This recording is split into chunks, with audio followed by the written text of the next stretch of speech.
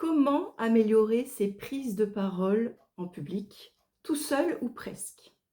Aujourd'hui, je vais vous donner 3 astuces pour vous préparer tout seul. On va voir de quoi il s'agit. La première chose, ça va être la préparation.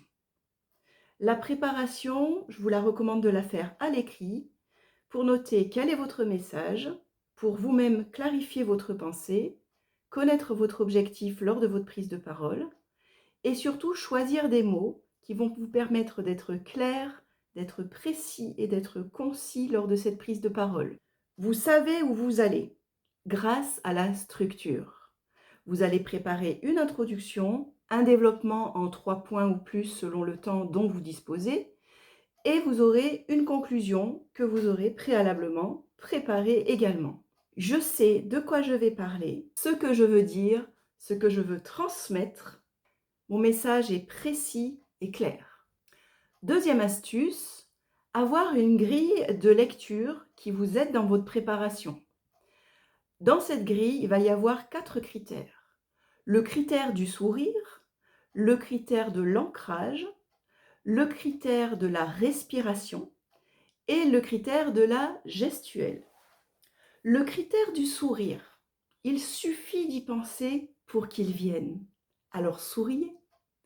Vous pouvez vous mettre des petits post-it, indiquer sourire, pensez à sourire, ça marche, ça fonctionne, ou vous vous le dites juste avant la prise de parole, et c'est parti, il suffit d'y penser pour l'appliquer. Le deuxième, l'ancrage. L'ancrage, ça va être votre posture, ça va être votre corps, et ça va être le véhicule de la congruence de votre message, c'est-à-dire que vous êtes en accord avec ce que vous dites, ce que vous pensez, et la manière dont vous vous tenez, c'est-à-dire ce que vous allez dégager comme énergie, comme impression. Est-ce que vous-même vous êtes convaincu par vos propos, par vos méthodes, par le message que vous transmettez ou pas? Est-ce que vous êtes un petit peu en décalé? Est-ce que vous êtes hésitant, en arrière? Non, vous allez être, que vous soyez debout ou assis, vous allez être sur votre axe, les pieds bien plantés au sol et vous allez regarder votre audience en face sans les fixer. Vous allez alterner effectivement votre regard, mais cet ancrage, vous l'avez, il va vous donner une stabilité, il va vous donner de l'énergie et du dynamisme pour porter votre message. C'est très important. Et il va aussi vous trahir si vous ne l'avez pas.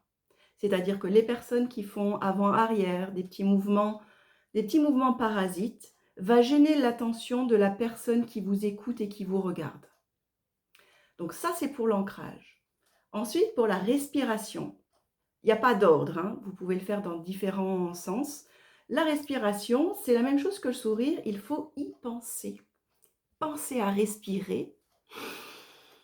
Et puis, parler sur l'expire. En général, on va inspirer, soit en lisant le texte qu'on a, si on a des notes, et expirer en disant notre texte, en parlant, en donnant notre message.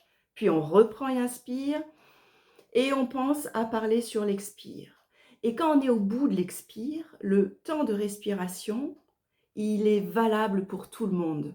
C'est-à-dire que vous reprenez la suite de votre discours, vous reprenez de l'énergie, vous reprenez du souffle, même vous reprenez de l'ancrage un petit peu avec cette respiration.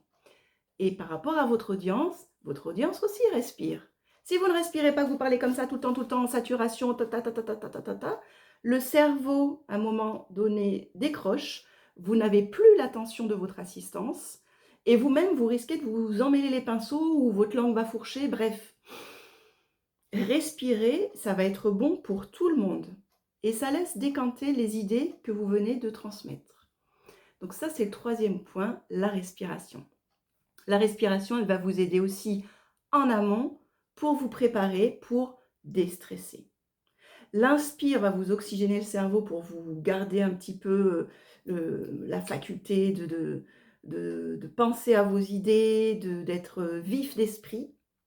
Et l'expire va vous calmer, va descendre le rythme cardiaque et va vous permettre en tout cas de déstresser et de diminuer le trac. Donc la respiration, c'est avant, pendant et puis après aussi, une fois que c'est fini, on respire. Quatrième point pour vous préparer la gestuelle. Je ne sais pas quoi faire de mes mains lorsque je parle, lorsque je prends la parole. Je ne sais pas où placer mes mains quand je suis debout, quand je suis assis. Comment faire?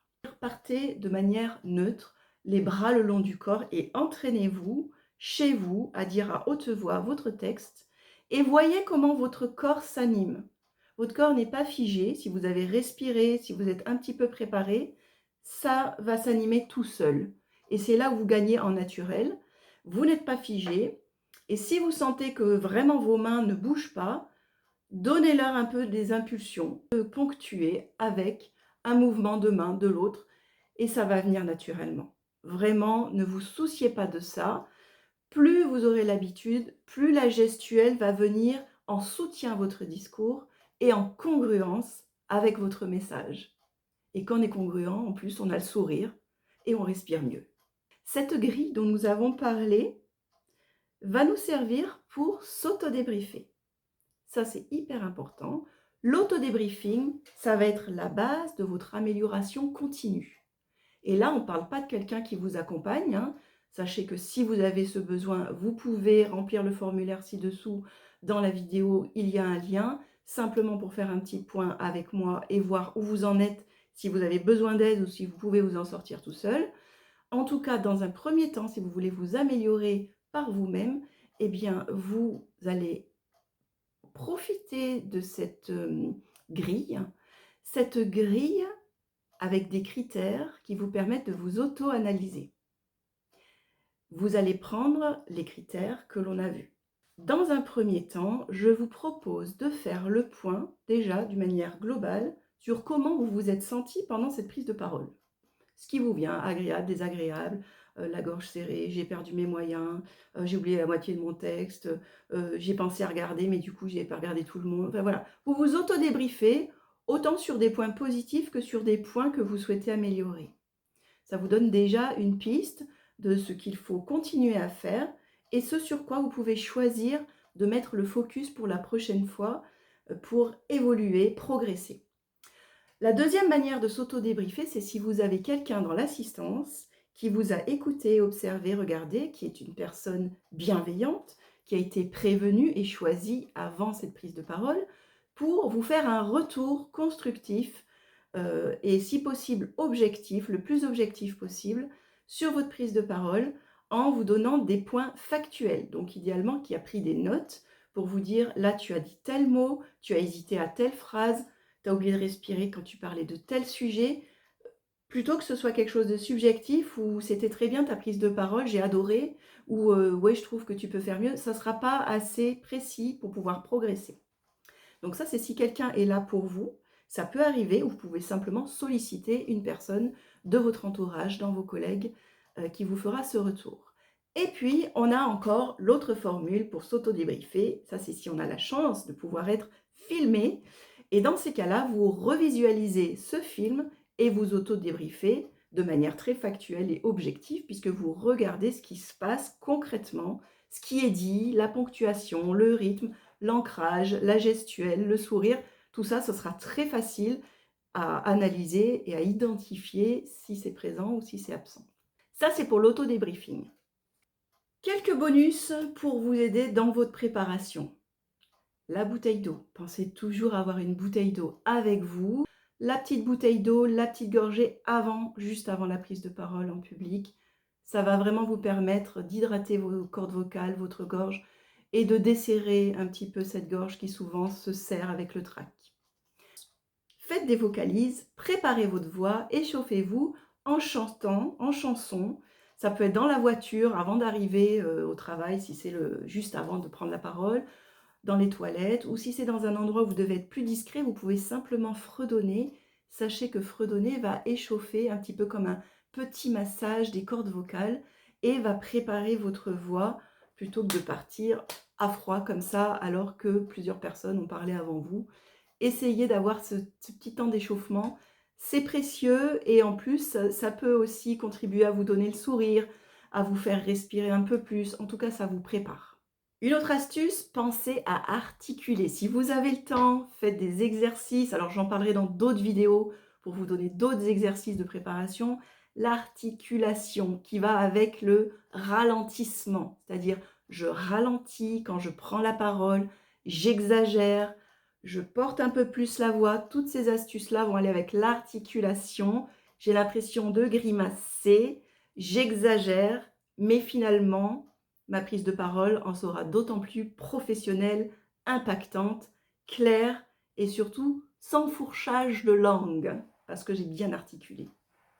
Voilà ce que je peux vous dire pour cette préparation. Alors en solo, si vous avez besoin d'aide, bien sûr, vous pouvez faire le diagnostic comme je vous l'ai indiqué. Et puis surtout, pensez à vous abonner car des astuces vont venir sur ces préparations, ces exercices très spécifiques pour la voix, la prise de parole, l'articulation, le message. À très vite. Ciao.